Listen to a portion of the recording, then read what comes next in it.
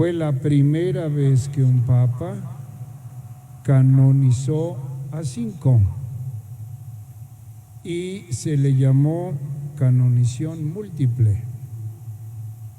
Hace pocos días, el 21, celebramos a los 25 barrios de la Gran Yo 25 hasta poquitos, conforme a 25. Pero en el siglo XVII esto fue un acontecimiento extraordinario que movió situaciones políticas. 4 de los 5 eran españoles: Isidro, Teresa de Ávila, Ignacio de Loyola, Francisco Javier. Por eso los habitantes de la ciudad de Roma, usando de su humor italiano, empezaron a decir: hoy el Papa canonizó a 4 españoles y a un santo, porque el único italiano era San Felipe Neri. Y esto se hizo famoso. ¿Qué significa para nosotros celebrar a San Felipe Neri después de 400 años en que en varias partes del mundo se le ha dicho San Felipe Neri ruega por nosotros? Aquí en Tlalnepantla, si abriéramos el Google y buscáramos Tlalnepantla, nos presentan todo el país y se va haciendo más chiquito el mapa hasta ubicar Tlalnepantla. Y estamos celebrando a Felipe Neri como santo de Dios. Los santos interceden por nosotros porque vivieron el Evangelio, porque no tuvieron miedo del fracaso, del qué dirán, para hacer presente a Cristo. Felipe Neri era sacerdote, se ordenó ya grandecito, 36 años, cuando la mitad de la vida, siglo XVI, se calculaba hacia los 40. ¿Cuánto iba a durar este pobre hombre? Duró 80 años. La mitad de su vida, podemos decir, fue laico, como todos ustedes. Conoció el amor de Dios y la fe en la familia, pero se atrevió a romper el círculo familiar y pasar de una fe heredada, como todos, a una fe convencida. Y por eso se fue de su casa en Florencia por obediencia primero. Su papá quería asegurar el porvenir económico de la familia y lo manda con un tío que no tenía hijos para que se dedicara al comercio de las telas. Pero el joven Felipe, que salió de Florencia como a los 18 años, no la hizo. No eran para él los números ni las telas. Y abandona a su tío y se va a Roma. ¿Qué vas a hacer en Roma? Si no tienes influencias, no tienes éxito en Roma. Y se fue. Jamás volvió a Florencia. Y en Roma empieza a trabajar un joven. Hoy sabemos que nuestros jóvenes a veces tienen la etiqueta de ninis, ni trabajan ni estudian, pero reciben el apoyo incondicional y amoroso de sus papás.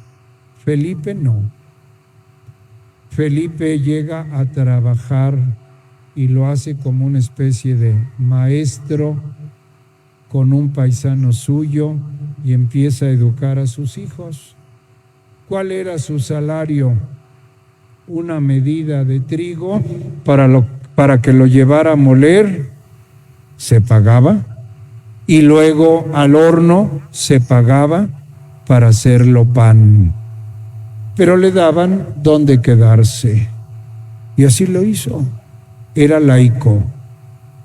Pero su espíritu tan fuerte lo hizo buscar constantemente a Dios. Un poquito como la segunda lectura. Supliqué y se me concedió la prudencia. La preferí a cetros y tronos. No la equiparé a la piedra preciosa. Con ella me vinieron todos los bienes y no me guardé sus riquezas. ¿Cuál es esta sabiduría? La vida de Dios. Algo que nos falta ahora, una sensibilidad. Fijémonos cómo en español, saber de conocer y saber de saborear se dicen igual. No sabe a nada la comida. Y podemos decir, no sabe nada de matemáticas. Podemos decir que se trata de una sabiduría de la experiencia cotidiana, como la que tienen los papás.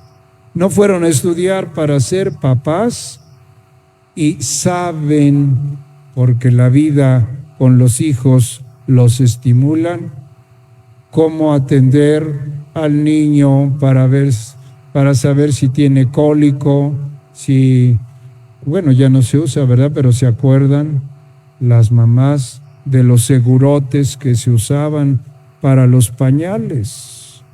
Ahora todo es muy práctico. ¿Qué tal si el chamaquito tenía ahí el seguro abierto y le estaba picando? Había que revisarlo. Es una sabiduría experimental, o mejor dicho, experiencial. Dice el libro de la sabiduría, los que adquieren la sabiduría se atraen la amistad de Dios. Y Felipe se atrajo la amistad de Dios. Y con esa sabiduría se dedica a la oración, es laico. Nunca entró a un seminario, no existían los seminarios empezaron después del Concilio de Trento. El Concilio de Trento terminó después de 18 años, en 1564. Pero seguramente Felipe tenía una relación propia, singular con Dios. Y seguramente le pedía a Dios qué hacer con su vida. Y por eso Felipe, finalmente siguiendo a su confesor, se hará sacerdote. Pero en el fondo es buscar la amistad con Dios, que todos podemos buscar. A todos nos está invitando la sabiduría de Dios. Los sacerdotes, no por ser sacerdotes, somos amigos de Dios. Necesitamos aprender a ser amigos de Dios. Y ustedes lo detectan.